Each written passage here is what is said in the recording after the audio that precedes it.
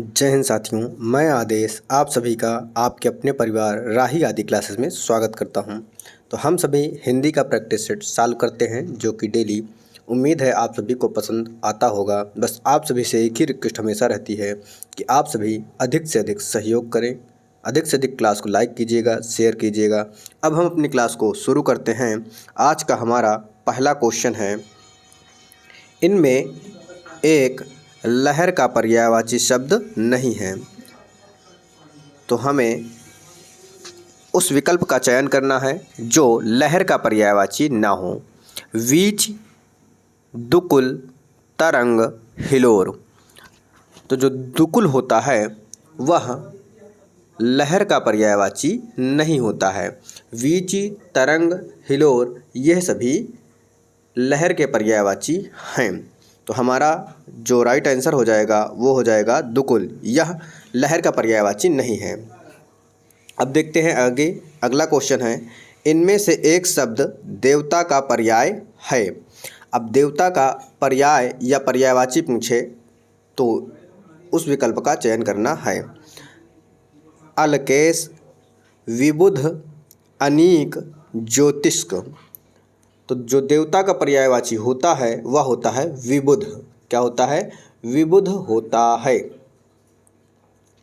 और आप लोग ध्यानपूर्वक सुन लीजिएगा कि देवता के जो और भी पर्यायवाची होते हैं जैसे सुर, अमर, देव, आदित्य, ये सभी देवता के पर्यायवाची होते हैं। अगला क्वेश्चन है, बगीचा का पर्यायवाची शब्द है। बगीचा शब्द का पर्यायवाची शब्द है, उस विकल्प का चयन करना है। निर्जन, व्यजन, आराम, कल्पसाल। तो जो बगीचा का पर्यायवाची शब्द है वह है आराम। क्या है? आराम होता है। आगे देखते हैं। अगला क्वेश्चन है, इनमें से तुरंग शब्द का पर्याय है। क्या? इनमें से तुरंग शब्द का पर्याय है। वाज, अम्बुध, अम्बुधर, विजन, किंकर। जो तुरंग होता है वह घोड़े को कहा जाता है। किसको? घोड़े का पर्यायवाची होता है या घोड़ा कहा जाता है। तो तुरंग का पर्यायवाची है। तो जो वाजी होता है वह घोड़े का पर्यायवाची होता है। तो हमारा ऑप्शन ए सही हो जाएगा। घोड़े के अन्य जो पर्यायवाची होते हैं जैसे घोटक, घोड़ा, हैव, तुरंग, सैंधव, ये सभी क्या हैं? घोड़े के पर्यायवाची हैं। अगला क्वेश्चन है, विडौजा। क्या? विडौजा पर्यायवाची शब्द है। विडौजा पर्यायवाची शब्द है। किसका? नक्षत्र का, अप्सरा का, इंद्र का या पत्थर का। तो जो विडौजा होता है वह इंद्र का पर्यायवाची शब्द होता है।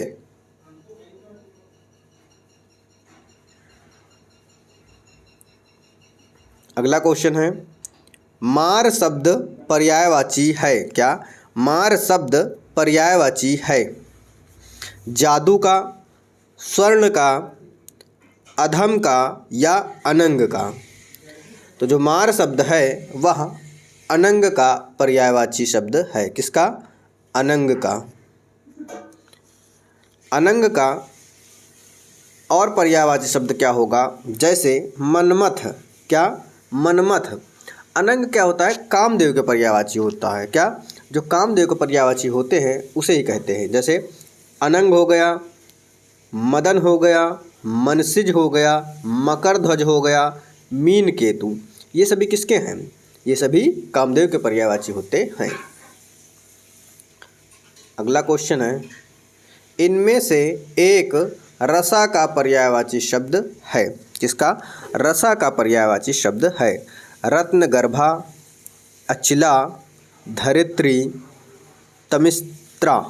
क्या? तमिस्त्रा। जो रसा का पर्यायवाची होता है वह तमिस्त्रा होता है। क्या? तमिस्त्रा कहा जाता है। और इसके आगे देखते हैं, इसके आगे क्या है, मृगेंद्र का पर्यायवाची शब्द है। अब मृगेंद्र किसे कहते हैं? जैसे ऑप्शन क्या है, कुरंग, केसरी, भुजंग या तुरंग। तुरंग घोड़ा होता है।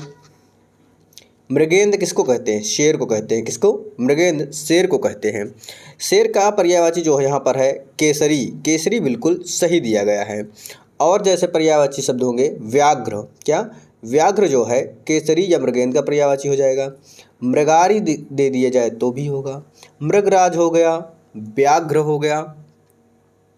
तो यहाँ पर हमारा केसरी ऑप्शन सही हो जाएगा। क्या? केसरी सही हो जाएगा। अगला क्वेश्चन है, षटपद का पर्यायवाची शब्द है। अब षटपद का पर्यायवाची शब्द है, यानी षट मतलब 6, पद मतलब पैर। 6 पैर किसके होते हैं? तितली, भ्रमर, मकड़ी, केकड़ा। तो यहाँ पर भ्रमर हो जाएगा। क्या? भ्रमर का हो जाएगा। भ्रमर के और पर्यायवाची जैसे क्या होगा? भंवरा कहेंगे, अली कहेंगे, मधुप कहेंगे। क्या? मधुप। तो ये सभी भंवरे के पर्यायवाची हो जाएंगे। अब आता है अगला क्वेश्चन। अगला क्वेश्चन क्या है, इनमें से एक मछली का पर्यायवाची नहीं है। हमें बताना है मछली का जो पर्यायवाची ना हो। मत्स्य मछली का पर्यायवाची होता है। मीन यह भी होता है। शफरी यह भी होता है मछली का। लेकिन जलोदरी जो लिखा हुआ है यह मछली से कम उसका संबंध नहीं होता, यानी मछली का पर्यायवाची नहीं होता है। अगला क्वेश्चन है, ईप्सित का विलोम। ईप्सित शब्द का विलोम हमें बताना है। अनीप्सित, अभीप्सित, अधीप्सित या कुत्सित। तो जो ईप्सित का विलोम होता है यह आप सभी को पता है, अनीप्सित होता है। क्या होता है? अनीप्सित होता है। यानी ऑप्शन ए हमारा राइट आंसर हो जाएगा। अगला है स्वजाति। स्वजाति का विलोम है किसका? स्वजाति का विलोम है अजाति, कुजाति, सुजाति या विजाति। तो जो स्वजाति का विलोम होता है वह होता है विजाति। स्वजाति मतलब स्वयं की जात, विजात मतलब अन्य जात। तो जो ऑप्शन डी है हमारा वह बिल्कुल सही है। अगला क्वेश्चन है, उन्मूलन का विलोम है। उन्मूलन का विलोम हमें बताना है। आमूलन, निमीलन, समूलन या रोपण। जो उन्मूलन का विलोम होता है वह होता है रोपण। क्या होता है? रोपण होता है। ये जो जितने विलोम हैं या पर्यायवाची हैं ये सभी किसी न किसी पेपर में आए हुए हैं। आगे देखते हैं। अगला क्वेश्चन है, अमित शब्द का विलोम है किसका? अमित शब्द का। सुमित, कुमित, परिमित या दुर्मित। तो जो अमित है इसका विलोम परिमित हो जाएगा। क्या हो जाएगा? परिमित हो जाएगा। आगे देखते हैं अगले क्वेश्चन को। अगला क्वेश्चन है, श्री गणेश शब्द का विलोम है। श्री गणेश शब्द का विलोम है इति, इतिश्री, अथ या इत्यालम। तो श्री गणेश का जो विलोम होता है वह होता है इतिश्री। क्या? इतिश्री होता है।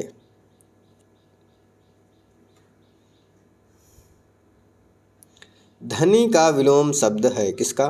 धनी का। धनहीन, अधीन, अधनी या निर्धन। तो धनी शब्द का जो विलोम हो जाएगा वह निर्धन हो जाएगा। क्या हो जाएगा? निर्धन हो जाएगा। अगला क्वेश्चन है, उन्मीलन का विलोम शब्द है। उन्मीलन शब्द का विलोम बताना है। अवमीलन, सुमेलन, अनुमीलन, निमीलन। तो उन्मीलन का जो विलोम होता है वह होता है निमीलन। क्या? निमीलन, यानी ऑप्शन डी हमारा राइट आंसर होगा। अगला क्वेश्चन है अधिकृत। क्या?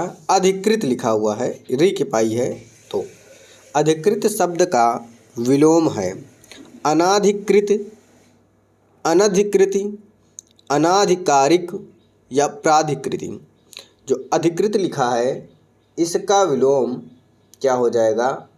अनधिकृत हो जाएगा। क्या? अनधिकृत ही हो जाएगा, यानी ऑप्शन बी हमारा सही हो जाएगा। अगला क्वेश्चन है अनुलोम शब्द का विलोम है। हो सकता है थोड़ा सा साफ दिखाई न दे हो, लेकिन फिर भी पढ़ सकते हैं। अनुलोम शब्द का विलोम है सुलोम, प्रतिलोम, अनुलोम, अवलोम।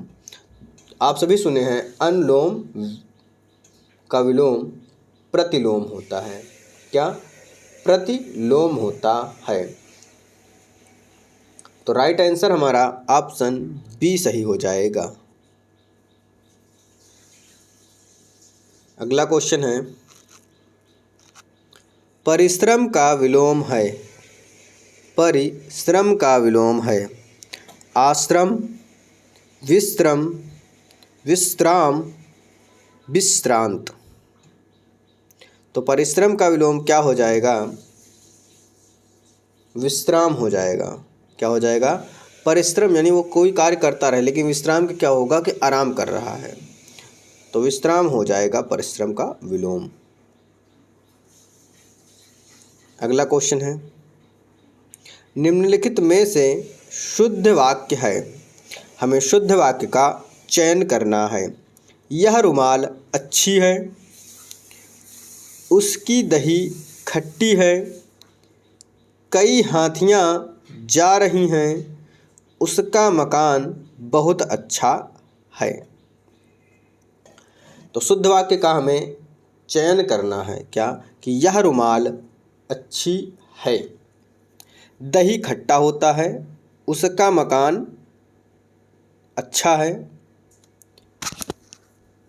तो हमारा राइट आंसर क्या हो जाएगा? ऑप्शन ए सही हो जाएगा कि यह रुमाल अच्छी है। अगला क्वेश्चन है इनमें से शुद्ध वाक्य है। हमें फिर से शुद्ध वाक्य का ही चयन करना है। डॉक्टर गुप्ता हमारे प्रभारी हैं। प्रभारी नहीं होता, प्रभारी होता है। तो ऑप्शन ए हमारा क्या हो गया? गलत हो गया। आज मैं 31 वर्ष का हो गया हूँ। 31 नहीं होता, 31 होता है, तो ये भी गलत हो गया। इस वर्ष पहाड़ों पर जमकर तुषारपात हुआ है। क्या? इस वर्ष पहाड़ों पर जमकर क्या? पहाड़ों पर तुषारपात हुआ है, ये हो जाएगा। या तुषारपात की जगह कोई और वर्ड आ सकता है, शब्द आ सकता है, तो वो हो जाएगा। लेकिन जमकर और तुषारपात दोनों एक साथ नहीं आएगा। हमें कभी हतोत्साहित नहीं होना चाहिए। तो हमारा राइट आंसर ऑप्शन डी बिल्कुल सही हो जाएगा। अब आते हैं अगले क्वेश्चन पर। तो अगला क्वेश्चन है हमारा निम्नलिखित में शुद्ध वर्तनी का शब्द है। अब शुद्ध वर्तनी का शब्द हमें चुनना है। तो वांग्मय, वांगमय, वांग्यमय, वांगमय। तो जो सही होता है उसी का हमें चयन करना है। तो ऑप्शन जो है हमारा सी वांग्मय, यह बिल्कुल सही दिया गया है। अगला क्वेश्चन है इनमें से कौन सा वाक्य शुद्ध है? शुद्ध वाक्य का चयन करना है। मेरा गुप्त रहस्य कोई नहीं जानता। श्याम सज्जन आदमी है। उत्तर का अधिकांश भाग पहाड़ी है। इनमें से एक भी वाक्य शुद्ध नहीं है। तो अब देखना क्या है कि कौन सा ऑप्शन सही है। तो गुप्त रहस्य शब्द का प्रयोग एक ही भाव प्रकट करता है। जैसे मेरा रहस्य कोई नहीं जानता या मेरा गुप्त कोई नहीं जानता। गुप्त और रहस्य दोनों समान हैं, इसलिए दोनों एक साथ नहीं आएंगे। तो मेरा रहस्य कोई नहीं जानता ये हो जाएगा। श्याम सज्जन आदमी है। क्या कि श्याम सज्जन आदमी है। अब श्याम सज्जन है। सज्जन क्या होता है? सज्जन के साथ आदमी जुड़ा हुआ होता है, सज्जन व्यक्ति कह देते हैं बोलचाल में, लेकिन सज्जन का अर्थ ही होता है कि श्याम सज्जन है, यानी श्याम बहुत अच्छा आदमी है। तो यहाँ पर इसलिए ऑप्शन बी भी गलत हो जाएगा। अब अधिकांश के साथ भाग नहीं आता है, इसलिए ऑप्शन सी भी गलत हो जाएगा। तो बचा क्या हमारा? Option D. तो ऑप्शन डी हमारा सही हो जाएगा, यानी इनमें से कोई भी वाक्य शुद्ध नहीं है। अब आते हैं अगले क्वेश्चन में। इनमें से वर्तनी की दृष्टि से शुद्ध है अंतर्धान, षष्ठम, सहस्त्र, अनुषंगिक। तो यहाँ पर अंतर्धान पूरी तरह से सही है। अनुषांगिक होता है, क्या होता है? अनुषांगिक होता है। आनुषांगिक होता है, क्या सॉरी आनुषांगिक होता है। षष्ठम नहीं हो के षष्ठ होता है। क्या? षष्ठम नहीं होता है, षष्ठ होता है। तो हमें शुद्ध पता करना था, शुद्ध का चयन करना था, तो अंतर्धान होता है। अब आते हैं अगले क्वेश्चन पे। इन नामों में से एक की वर्तनी अशुद्ध है। हमें अशुद्ध वर्तनी का चयन करना है, जो भी नाम दिए गए हैं। कौशल्या। अब आप सभी देखिए, कौशल्या, मैथिली शरण गुप्त, मेघनाद, राहुल सांकृत्यायन। अब राहुल सांकृत्यायन लिखा हुआ है, तो क्या यह सही है? देखिए सांकृत्यायन होता है, बीच में इसमें सा आ गया है। क्या आ गया है? बीच में अधूरा सा आ गया है, इसलिए यह गलत हो जाएगा। तो ऑप्शन डी हमारा अशुद्ध है।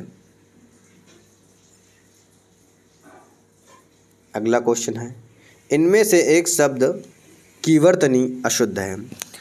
अब अशुद्ध वर्तनी का चयन करना है।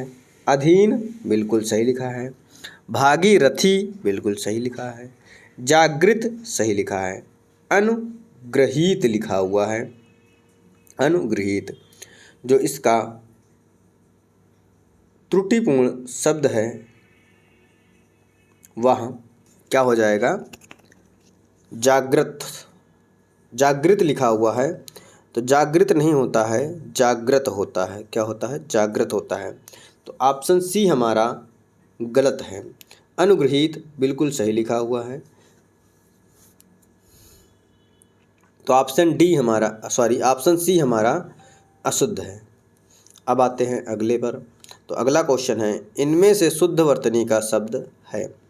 शुद्ध वर्तनी जो होगी उस शब्द का चयन करना है।